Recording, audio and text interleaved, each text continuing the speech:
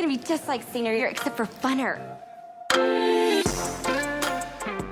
Hey guys, I'm Kendra. Hi, I'm Mercedes, and this week we're talking about a story about love that is not a love story, 500 Days of Summer. This is going to be a very spicy episode, guys. I can already tell. But of course, Mercedes, we have to talk about our celebrity crush of the week. Tell me who you're crushing on this week. Okay, mine is kind of random. It's the comedian Mark Maron. I don't know. I don't know why. I can't explain it. I heard him on a different podcast yesterday, and he was just like so chill and like such a joy. I don't know. I was digging it. Now I'm gonna binge like all his podcast episodes. Wait, am I looking at, is he old? Am I looking at the right? Yeah, he's old. Mercedes, what are you doing? This. No, you need to just hear him talk. Like he was just like so chill and funny and like a little grouchy. Wait, hold on. I'm Googling how old he is. Oh my God. He's 50. He's the same age as Brad Pitt. That's okay. Okay. We'll allow that. Okay. Oh, I'm going to butcher his name, but he is so fine. So I'm so sorry if he's listening to this. Tom Vlashiha. That sounds good.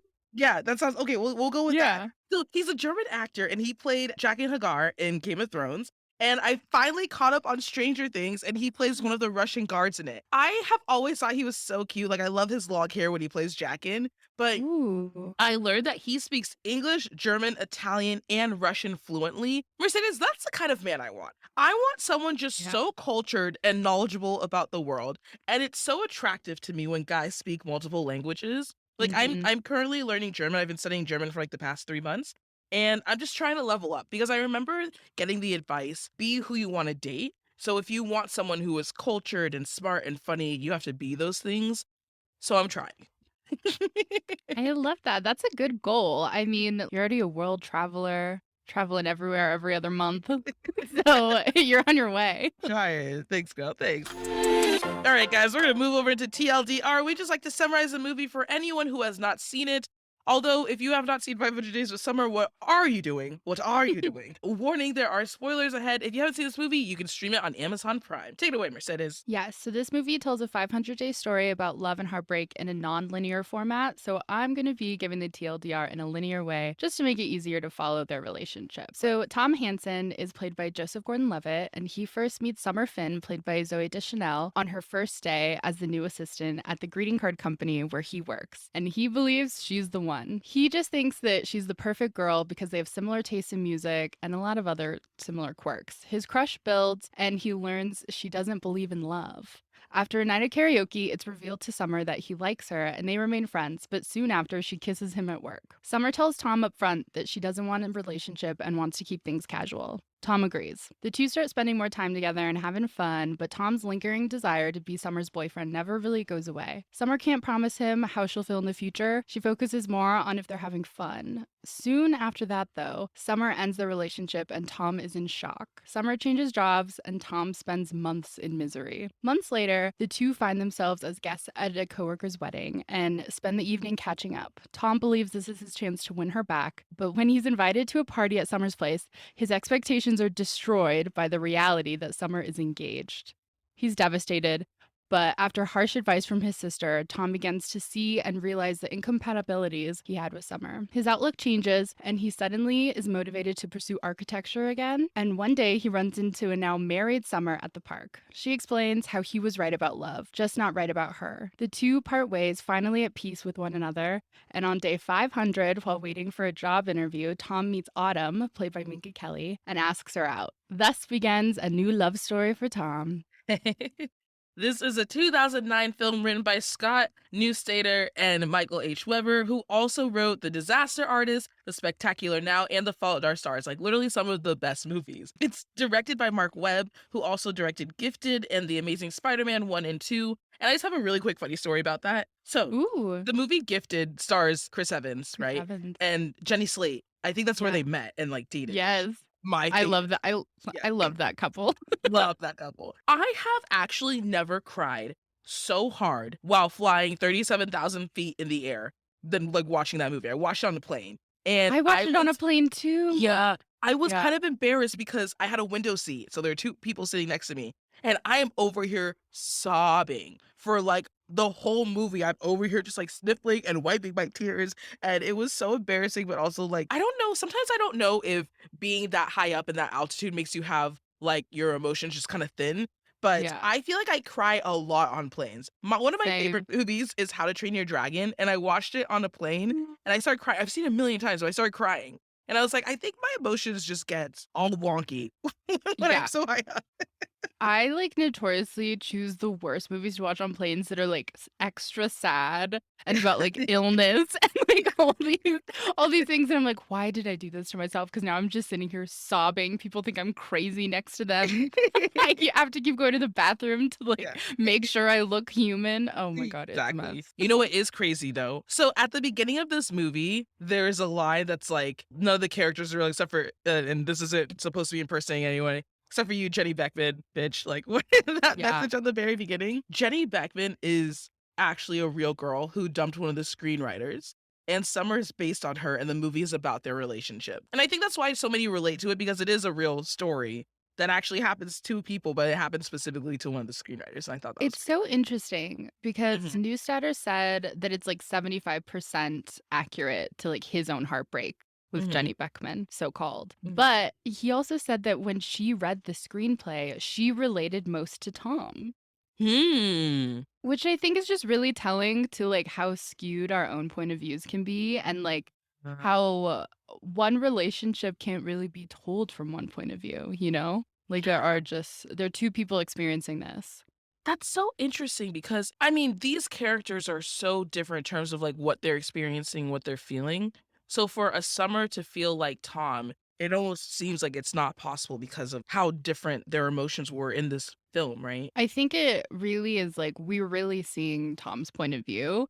And on many occasions, online and in interviews, Joseph Gordon-Levitt has had to defend Summer against these Tom supporters who frame her as this villain. There's many reasons why people misunderstand this movie and really defend Tom's actions through and through. But I mean, if the leading man is telling you to reevaluate, maybe we all should, you know? Like, I know so many people who are just like, Summer's such a bitch. I can't watch that movie. And I'm like, whoa.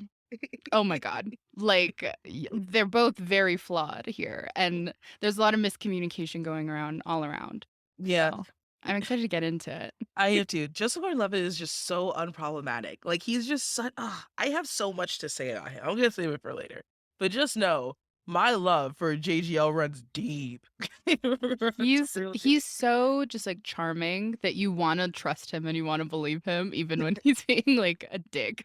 As we're at Time Capsule Mercedes, and I just like to recall where we were when we watched this movie, which I definitely saw this in theater, and I think that's the first time I freaking remember. Like, I Yay. definitely saw this in theater. This was 2009 was a year that I was obsessed with writing down movie trailers. I've said in like previous episodes. Though I had no idea until this time that I watched it that took place in LA. I can't even believe that. My mind is blown. The way that they shot it, I've never seen a filmmaker make LA not feel so Hollywood and So boisterous, beautiful. flashy. It's so subtle and understated, and I feel like this movie's version of LA is a type of LA I'd love to live in. If the listeners don't know, I live in LA, but like I just feel like watching this movie, I'm like, that's not where I live. It's so You got different. to go downtown and look up at the buildings. See, that's the thing too, is I noticed this all took place downtown. I'm like, downtown's Yeah. a rough area. It's a rough area. There's a lot of, yeah, unhoused people, and it's not always the safest. And so a lot of, I mean, it's definitely been made up and it looks a lot nicer, but it's a rough area. The first time I watched this, I was 13 or 14. I can't really remember because I know I all I know is I waited so long for this to be on DVD. I remember I would watch the trailer all the time, but it didn't release in theaters in Albuquerque. So I had to wait till it was on DVD and then I watched it so many times. Oh my God. I remember like classically I watched this Valentine's Day and Paper Heart when I had surgery when I was 14 at the end of 8th grade on loop for 2 weeks, just like in recovery. So I've seen it so many times. And the soundtrack had an insane impact on me. I loved it. It changed my whole like indie music teen Yeah. vibe forever. And I just wanted to emulate Summer's entire style. For me, this movie like feels like Tumblr, like scrolling on Tumblr and like walking around Urban Outfitters as a teen. Like that, like I could like smell Urban Outfitters when I'm watching this movie. You know, Mercedes, I feel like the reason I relate to Tom the most, which is funny because we have briefly talked about our thoughts of on this movie before this episode, Mhm. and I didn't realize I haven't seen this movie since like 2017 because the last time I watched it with a group of friends. We all went to Atlanta and they were all taking Summer's side, but I was taking Tom's side. And that was before I was in a relationship. And like I feel like even though my first and only relationship wasn't that long, it did change my perspective on this film a bit. But I feel like the reason I relate to Tom so much was because I feel like I've never been properly given a chance to like show how great like of a partner I can be. And I'm saying all of this because I just watched this movie. I recalled who I had a crush on in 2009 Ooh. and I've mentioned him in our Valentine's Day episode, which all of you guys should go and listen to. I briefly mentioned my crush that year, which is this guy named Will Story. But I didn't go into details. I thought I'd finally tell the story of Will Story, and I feel like I've always wanted to say that too. Yes, I'm So ready. yeah, Will was really good friends with my friend Taylor, and we went to school together all 4 years. I swear I never even knew that he existed until like the end of my junior year slash like beginning of senior year, Oh my which is gosh. crazy. Never even knew his name, nothing. But he was just like really nice, unlike the other guys in my grade. I just had such, I always talk about how I was severely bullied in high school and just had a really hard time even just walking down the halls. And then all the guys were just so mean to me. And Will was not. Like he was super artsy. He kept to himself. He was really quirky. Like he reminds me of like a mixture of Summer and Tom almost. But I spent all of senior year like getting the scoop on him from my friend Taylor. Like I would see them together, like sitting together at lunch or walking down the halls, and then I'd call Taylor after school and be like, Taylor, what did he say today? Like, what's his favorite color? What's his favorite? Like stuff like that. So I like took me forever like actually talk to him, but I felt like I knew everything about him from Taylor. And then too, my best friend Anne, she lived like a few houses down from him, and she lived in like this weird neighborhood where you had to, like circle around. Like there are two streets, you can either go directly on her street or you can go down another street and circle around. And Okay. the street that he lived on, I would always drive down his street to loop around to go to her house, just so I could like drive past his house. And I was at her house a lot. So I did that a lot. And I just freaking loved him. I really just loved him. I just thought he was so interesting. I would park my car next to his every day. This was like junior year. And towards the end of the year, I asked him to prom by putting signs on both of our cars. Oh my So it gosh. just like, since I parked next to him, I had like on my car, like, will you, and on his, go to prom with me or something. And it was like obvious that it was me because it was my car. And he said no. Mm. He said no. And I ended up going with actually, my junior year, I did not have a date to prom, which was a bit heartbreaking. But it's so interesting because I always wonder, like, what would have been if Will and I were ever a thing. I saw a picture of him recently. I think he, like, works at Zoomies or something, like the corporate side of. Oh, okay. I was like, huh, all right. I know, right? I think he does, like, graphic design for them or something, which is really Okay. cool. But yeah, I always wonder about Will's story. He's, like, the one that got away from me. Aw. Some of those crushes have such a lasting impact. Like they Mm. are so memorable. Yeah, they really are. I just loved him. What about you, Mercedes? Who did you have a crush on? Oh my God. I had a crush on, I've definitely talked about him before. He was 2 years older than me and he went to Guy my on the school. plane. And yes, yes. I sat behind him on a plane once. Well, he sat in front of me. This was a Southwest flight. So let me remind you, you pick your own seats. So that was a choice he made. And I was like, oh my God. Yeah, he was perfect. He was so tall and just he played soccer and he was quiet and like shy. And I was like, you're everything to me. I know nothing about you and you're perfect. But yeah, I was 13 when this movie came out and it came out in the summer after 7th grade. And I think this was the summer that I started wearing contacts, which was major for me. Picture me with a full-on glasses tan over my nose for like months because I just like it would not go away. So I just had this line there with my contacts and it was just so funny and full brace face. And every middle school summer, I remember I would play soccer and play tennis. Those were like the things I was definitely doing. And I spent most of my time with my friend Serena and we would do like tennis lesson and then we'd like go to the mall and like binge Secret Life of the American Teenager. And we were either at her house or my house and like we were inseparable every summer. And she didn't go to my school. So then we'd get to meet up with public school kids because I went to private school. So that was always so exciting. Like going to the mall and meeting up with like boys who I didn't know. I was like, oh my God. You went to private school. I did not know that. Did you go to private Yes. school your whole life or just high school? No, just middle school and high school. Interesting. Yeah. Wow. I'm very impressed. It was a very small school. Love it. All right, guys, it's time for the Rom-Com Hall of Fame. But of course, this is going to be my favorite part. We have to roast this movie, Mercedes. We got a lot to talk about. This is a lot. This is a lot. Stay tuned. Stay with us, listeners. We're going to get through this. Okay, tell me your hot takes. Okay, my first one is I hate Tom's friend Mackenzie. He is so annoying. He calls Summer a lesbian when she says she's independent. He describes women as skanks and bitches, and I think that's just so annoying and like so 2009. I hate it. And I think he just makes Tom worse. He enables him and his behavior, and I just don't trust him. Anytime he's on screen, I'm like, this guy, he's one of those dudes. He's one of those that's like, hashtag nice guys finish last, whatever. Just the worst type of man. I hear you. I do agree. I feel like this movie, we have to address pretty privilege, which is something we weren't talking about then, right? Yeah. But if we look at the character of Summer, that's all her entire life is. So the definition of privilege is the special right, advantage, or immunity granted or available only to a particular person or group, right? And that group are people who look very good, like people who are highly attractive, and they are attractive by a majority of society. And there was an entire montage of Summer getting things like discounts on apartments, or like warranting a lot of stares on the bus, or just like the spike in song sales when she like quoted it in her yearbook. And I just feel like all of that is just because she's pretty. The reason I'm so passionate about pretty privilege is because we cannot be doing that anymore. The term, this is so lame, but the term beauty is in the eye of the beholder is so true. And it's just like, as someone who has never benefited from pretty privilege, I'm just roasting this aspect of the film because we as a society cannot do that anymore. We just cannot. If I work hard, I deserve the same. I mean, I guess I have a hard time kind of fully explaining myself because I don't want to like say anything too controversial. But just like if you work hard and you're a good person and you try and all of these things, like everyone should be treated equally. It just Yeah. bothers me because things like getting discounts on apartments at like a 25% below average, like, come on. We all deserve those things. Pretty privilege is definitely real. I mean, and honestly, it mainly centers on around like people's proximity to thinness and whiteness and their proximity to Western beauty standards, which is just a mess because that's not the majority of the world. It's frustrating because it's so out of everyone's control, or it feels out of everyone's control. I don't know if you feel this way, but I've never trusted the narrator of this movie. I've never known if the story of Summer is accurate. Tell me more. Okay, so yeah, I have a lot to say about this. Like, this film is entirely from the perspective of Tom, and the narrator speaks in this very all-knowing manner.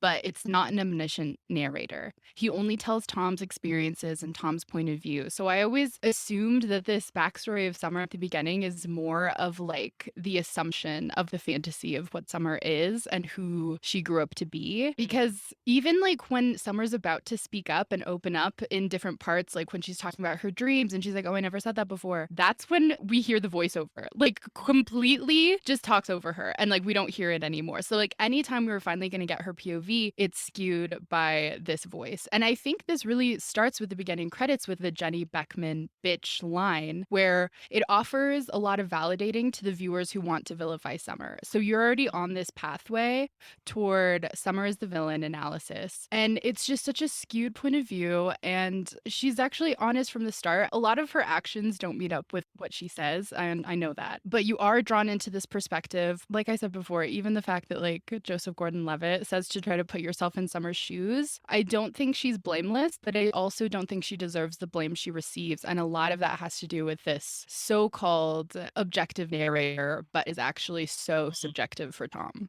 I think too, a lot of people, especially in this dating app culture where we are constantly swiping and constantly looking for the next thing, a lot of people can relate to Tom of just like desiring something. Something I really liked that he said is talking about how when they got into a fight after he stood up for her at the bar and he punched that guy, they go back to her apartment and Summer's like, why did you do that? We're just friends. And he's like, bullshit, we're not just friends. Like, friends don't do these things together. And you're not the only one who gets a say in it. I get a say too, and I say we're a couple. And the reason I think that line is so powerful is because it's so true. Like, obviously, an entire relationship cannot be dictated by just one person. But who do you listen to in that situation when you both want different things? I think a lot of people can relate to Tom of desiring to have something, but because the other person doesn't necessarily want what you want, you compromise or you Yeah. relent on a lot of things that you want. But like deep down, you know exactly what it is that you want. Like you want to be with this person, you want to be a couple, you want to be exclusive. And so I think that's the point of vilifying Summer, is because more people can relate to Tom than Summer. I'm not saying that it's okay, but that's kind of where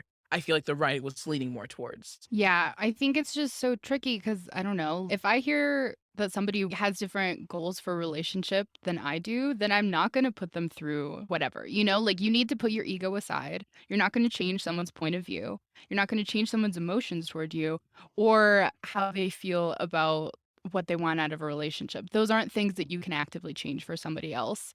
Mhm. And he thinks he can. He thinks that, like, oh, we have the same music taste. Like, we are quirky in the same way. We're indie in the same way. Like, we have fun. Like, those are all reasons. Even in the scene where she tells him about her dream and she's like, oh, I never said that before. Like, that's all like just pillow talk. And sometimes you do say stuff you've never said before because you're just hanging out and like there's nothing else to say anyway. And so, like, you never even know if it's that deep or if it's just Tom, like, congratulating himself for getting something out of Summer. Yeah, exactly. And this is just going off of what you said. This is a PSA to all men. Just because a girl likes the same crap that you do does not mean she's the one. I feel like Yes. so many men are like this and they don't even take the time or even bother getting to know the person actually. They're just like, oh, like, okay, this was very prevalent with my ex. Like, I just feel like he wanted me to just like the things that he liked. Never Yeah. asked me a single question about what it is that I liked. Never showed any interest in what I liked. Asked me questions about nothing. He was just like, hey, you need to watch this anime. You need to listen to this song. You need to do this. And it was all oriented towards him. And that was so annoying. So I just encourage everyone actually get to know Mhm. the person, because then it's like, okay, you're not actually the person I'm looking for when you get over the fact that they like all the same stuff that you do. And then Yes. No, go ahead. just like stop putting people on a pedestal because it's so dangerous to your own well being, too. And he's just projecting this fantasy onto Summer. And that's so naive and immature to think that that's like any way to like be in love. Mm. And I don't know. It's just like this so-called compatibility and it's so surface level and it's frustrating. Like he sees this beautiful girl and is immediately like, oh my God, I love her style. I love like all these things. And he's so focused on idolizing her rather than actually getting to know her that he dismisses all their disagreements by changing it to something that they agree on. Even in the bar before the punch, when he's talking crap about that girl across the bar who's like very pop LA, like very Mhm. Paris LA dressed. And she's like, I don't know, maybe she likes it. Or even in the record store when he's just like, I can't believe there's people who don't like this music or like don't know who this band is. She was like, I didn't. And it's like, yeah, Yeah. of course, like he would hate me. He would hate me. Tom would detest me. And I don't know, you can't just like count up the likes you have with somebody and call that compatibility because Mhm. that just Exactly. leads you to like such a skewed view Mhm. of what your relationship is. 100%. I think the last roast that I have for this movie, surprisingly, that whole montage where Tom is like putting in absolutely zero effort to try to get Summer's attention, right? Like he Yeah. turns up his Smith song at the Oh, office. so He's actually annoying. like, first of all, the fact that you think no effort is all is effort. I heard this great quote on TikTok that said, listen, I know that you like me, but liking me is not enough to keep me around or build with me. Yeah. Like, Yeah. you need to actually use something. And also, too, he immediately, when he thought that he got rejected by her, he immediately called her a bitch. And to me, that's just so frightening because there's so many stories of women losing their lives because they rejected men. Literally. Exactly. And it's just like that. He gave me in that moment, he gave me that energy where he's like, he did absolutely nothing, didn't even talk to her. He just asked how her weekend was. She was like, oh, it was good. And he took that as like, oh my God, she's not into me, blah, blah. And then it's just like this narrative that men make up in their heads, like, I got rejected, when actually Yeah. you didn't say anything. And then all of a sudden, a woman's dead. That's like, Exactly. No, yes, extremely. I completely agree with you. It's like Yeah. such incel culture and it leads to Mhm. violence in a lot of different ways. Or Yeah. you have these like acts of revenge on a woman who didn't even want you in the first place. Oh my God, it's disgusting. And Yeah. yeah. Oh my It God, that it bugs me it so is much. it is disgusting, but it also leads to like my favorite quote of the movie because I love Ooh. when I know my favorite quote is when they're sitting in the diner at the beginning and somebody's like, I mean, we've been like Sid and Nancy for months now. Summer, Sid stabs Nancy. 7 times at the kitchen. I mean, we've had some disagreements, but I hardly think I'm Sid Vicious. No, I'm Sid. Oh, so I'm Nancy. Like, Yes, I do love that line. Also, did you know that Zooey Deschanel and Joseph Gordon-Levitt have like done a whole skit of Sid and Nancy? It's just on YouTube. It's from this like era. I think it was maybe like a year before this because they've been friends for so long and they just did it for fun. interesting. That's so I'll Yeah. have to go check it out. Yeah. My favorite quote is from Summer and it's I just don't feel comfortable being anyone's girlfriend. I don't actually feel comfortable being anyone's anything, you know? and I just find it very relatable for this point in my life right now and that's all I'll say. I do too. I gotta give props to Rachel and his sister because I really liked what she said. I know you think that she was the one, but I don't. No, I think you're just remembering the good stuff. Next time we look back, I really think you should look again.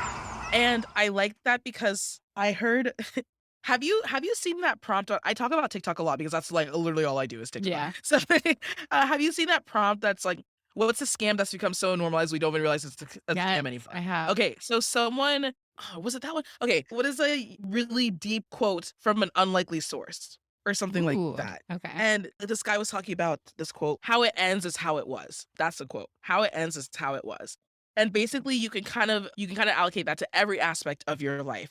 So they were talking about it in a work environment of like, okay, how you end your day is how your entire day is, but it can be the same in relationships, right? How it ends is how your entire relationship is. And for me, that's very true because I feel like my relationship ended badly. And so to me, like my entire relationship was bad. And you don't remember the good things. And I feel like it's interesting that Tom is almost having the opposite effect, where like he's only remembering the good things and not remembering the bad things. Yeah. And I wonder what causes that, like what stems that. I honestly, I don't know either. I think it's just the fact that he was just so consumed by his own ego that he couldn't see the reality in front of him. Mm-hmm. And I mean, that happens to the best of us too, you Yeah. know? Yeah. And it's so interesting to me that literally his wisest confidant is his like 12-year-old sister in this whole Yep. movie. I'm like, you have these grown men best friends and they don't give you any good advice. Are you serious? Matthew Gray Yep. Gubler, step up. Like, I need more. So with that being said, Mercedes, would you swipe left on this movie or would you swipe right? So I'm swiping right. Yeah, right.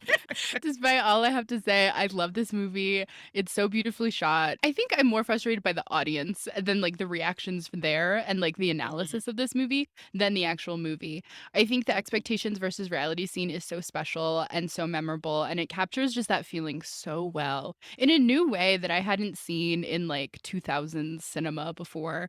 And for 2009 especially, this movie was just such a different take on the genre, and it counters the traditional rom-com formula and it uses non-linear storytelling, so it definitely has more of that like indie arty feel. And I just wish Summer was given a lot more grace from viewers who villainize her, and the Tom apologists are the ones who have ruined the movie, like I said. And I just think Joseph Gordon-Levitt and Zooey Deschanel have come to the defense of Summer so many times. Please listen to them.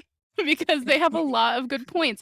And I mean, these people are going to sit there and ignore the like points that are being made by the leads. Like, come on. Mm-hmm. You know? I hear that. I'm also swiping right, if not for anything else, for this soundtrack, Mercedes. Oh, It is yes. so perfect. They have the temper trap, they have Regina Spektor, and I love the film noir that they add and like the editing choices. And just God, okay. So this is my JGL spiel. I love everything about Joseph Gordon-Levitt. He is exactly who you should aspire to be in Hollywood because he is, for lack of a, he is a child actor. Like he has been doing this since he was a kid. long time. He is never in the media. He's never problematic. He didn't have like an era where he like went crazy and bought monkeys and like crashed cars and things like that. He has just been a very down to earth, charming, and such a centered person. He's married. He's been married. He has a kid. He's not with the drama, and he's just like such a lovely, one of the best people working in Hollywood.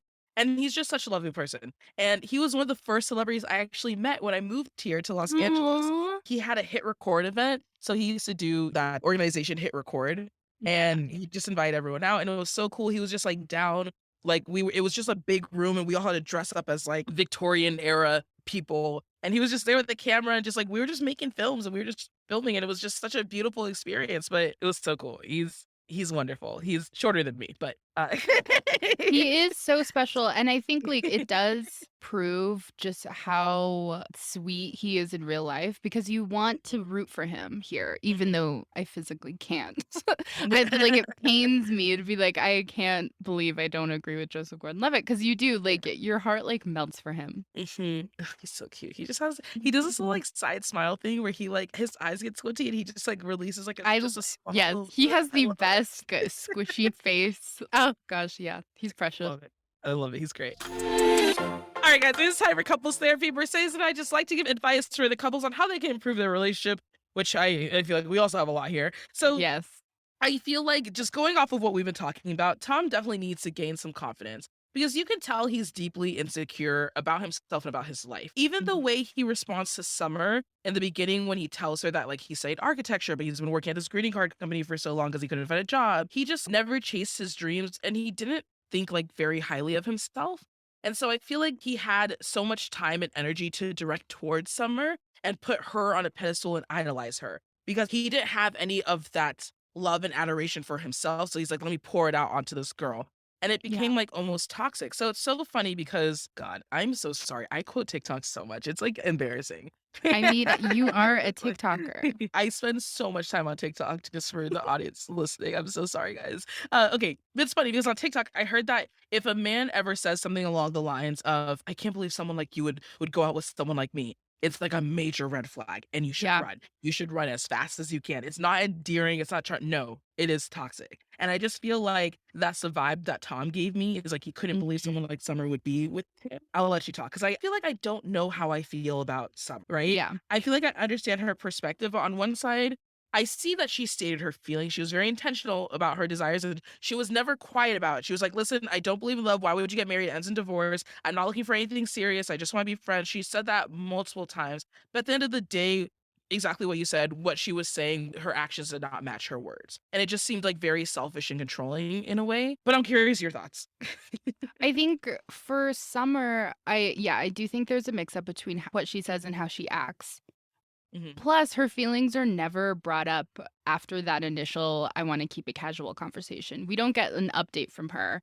And Tom isn't honest with her from the beginning and also assumes that she's on the same page as him, even though she never voices that ever. So these two have a lot of communication issues. The fact that you can't have a mature conversation of being like, okay, well, let's have an updated, how are we feeling right now? Are you still in the same place you are? Am I still in the same mindset? And also be honest with yourself. I know she's not blameless because she states what she wants, that she wants something casual at the beginning, but she also's not like the ruiner of this relationship either, you know? There's two sides here. And I think Summer really just needs to reflect on what her version of casual dating is and how her actions are being translated to not only herself, but also who she's dating. And I think also on Tom's side, he's really insecure and selfish in the way that he thinks that what he says goes too. You know, these are two people who are very adamant on their stances about love and relationships. And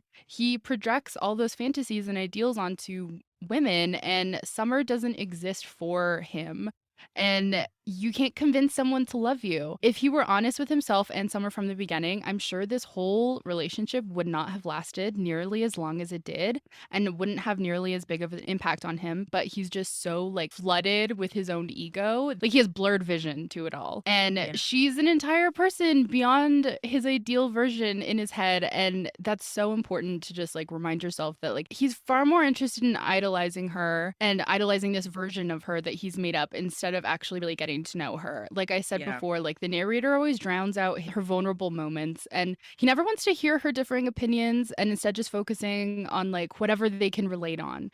And if he paid attention to anything besides himself for 2 seconds, then he'd realize that this isn't love and this isn't what he thinks it is. And he just needs to remember that you can't grow and evolve if you're dwelling and romanticizing the past either. Because he spends a lot of that time not getting over the relationship and instead angry and just like in this miserable mood, down on his luck, when really like he doesn't reflect on any of his own actions and doesn't reflect on like how he felt this whole time. Like he was pretty anxious this entire situation because he didn't know where he stood. And Summer was adamant on only doing something while it felt fun and while she was happy doing it. Mm. So they're in such different places. And I don't know. If somebody has a different idea of what they want out of a relationship than you, then don't try to mold yourself to become what they need or what they want. If that's not who you're supposed to be, then it's not going to work out anyway. And you're not going to change somebody. Mercedes, can I just make an observation? I feel like Yeah. you really, like, more than anyone I know, have the right tools to be an excellent partner. Oh my God, that's so nice. I feel like a lot of your insight and your perspective on relationships is what's going to make you a really great person to be in a relationship with. Like, you are a total catch. Aw. I just want. Kendra, I feel the same about you. Oh, I cannot wait to see you in love. Ugh, can't wait. September, hopefully. Oh my God, I cannot wait. I cannot wait for the updates. What do you think these characters' love languages are? Okay, I think Tom needs, I think he gives quality time and he needs words of affirmation. Mm-hmm. But I also think he has gift giving in there too because he makes all the mixes for her, which I don't know. I think I would have been excited about in high school, but I don't know if now if I like got a mix from a guy, I'd be like, oh, thank you. I don't know. Maybe once. And then for Summer, I think it's kind of tricky because we don't really see like who she truly is. We get Tom's point of view, but from what we know, I think she gives physical touch and needs quality time. Mm-hmm.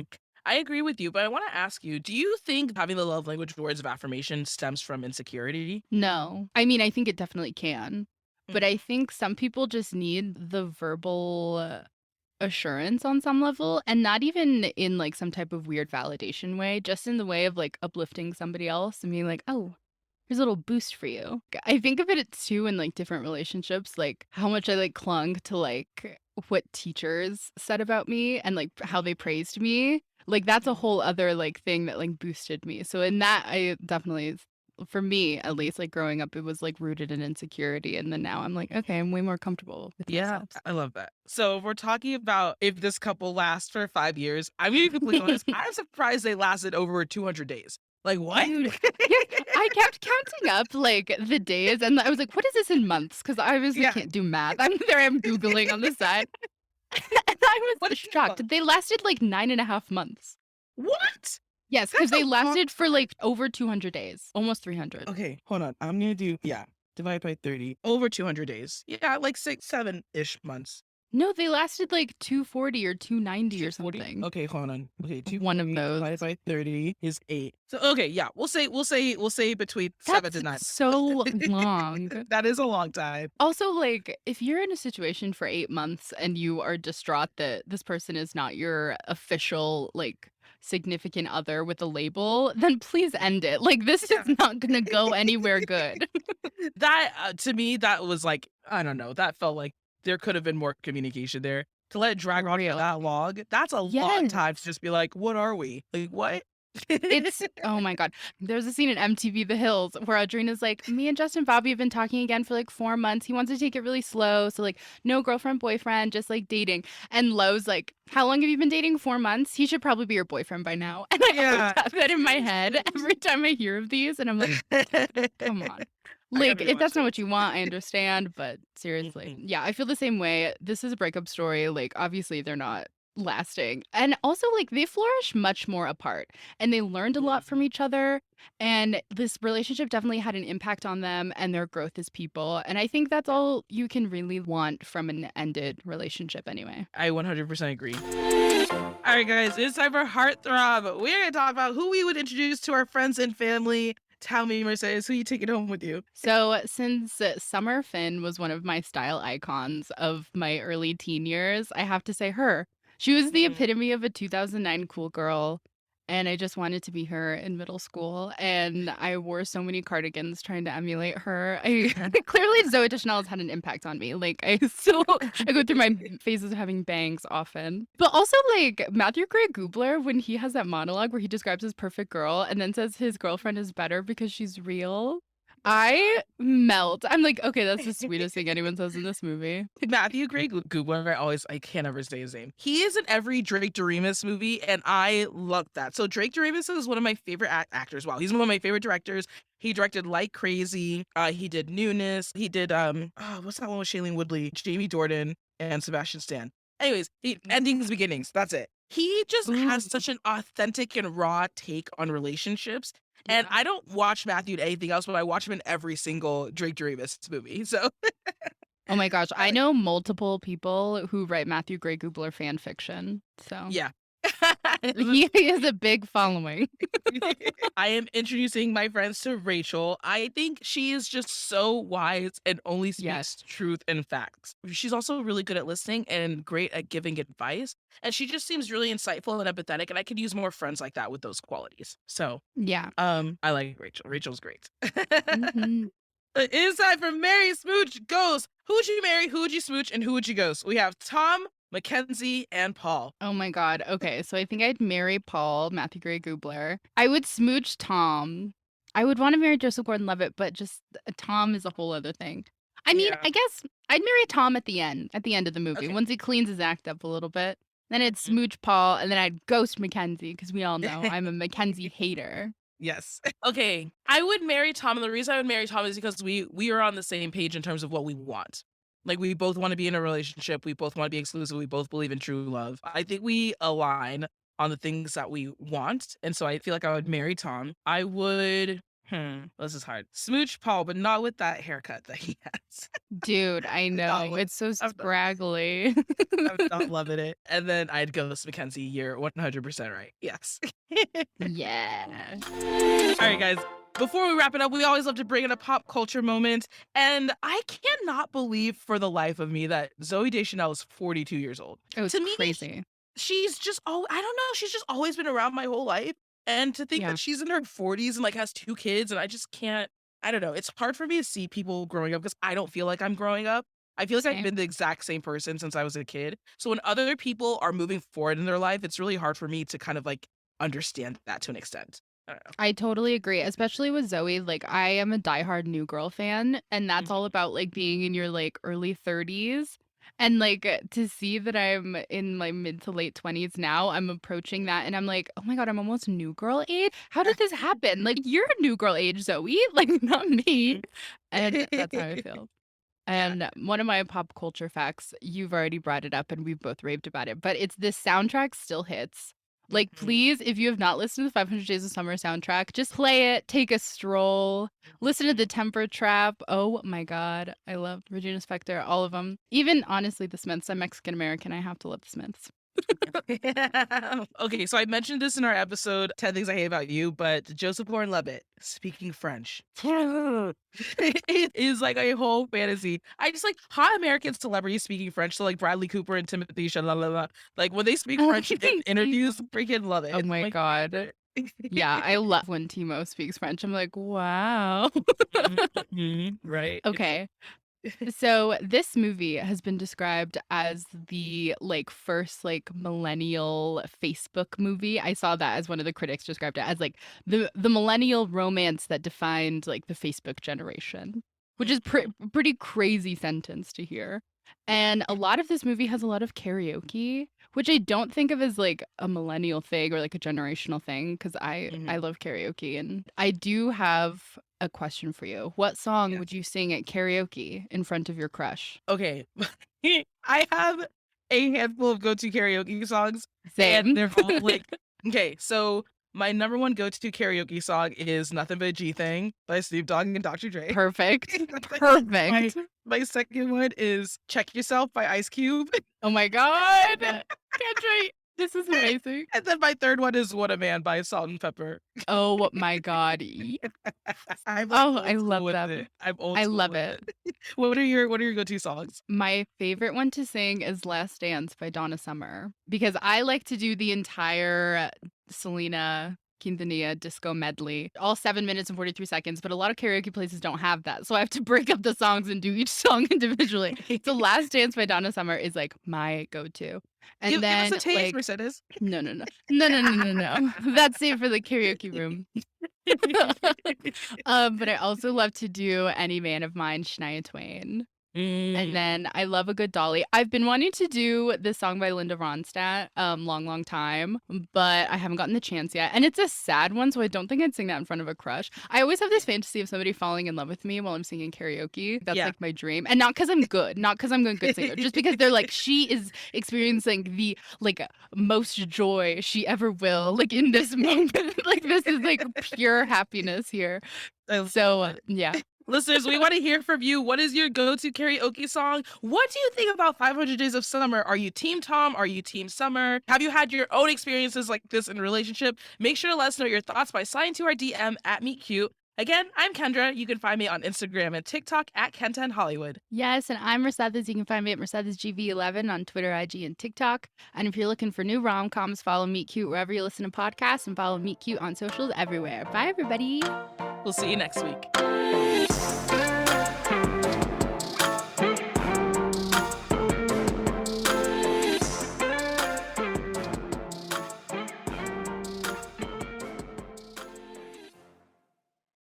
Hi, Meet Cuties. We're so excited to let you know that you can now binge our newest series, Influence, exclusively and ad-free on Wondery Plus. It's Meet Cute's modern adaptation of Jane Austen's Persuasion, and we know you're going to love it.